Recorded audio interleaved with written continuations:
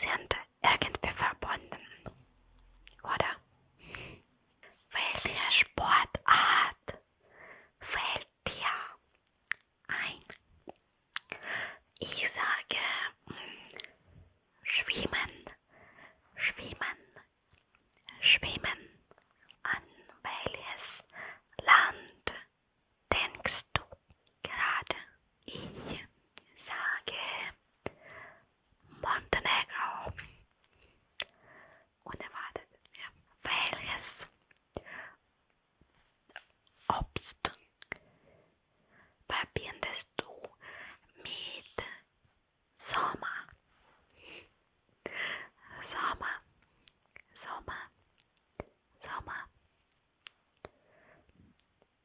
Meine Antwort ist Wassermelone, Wassermelone, Wassermelone.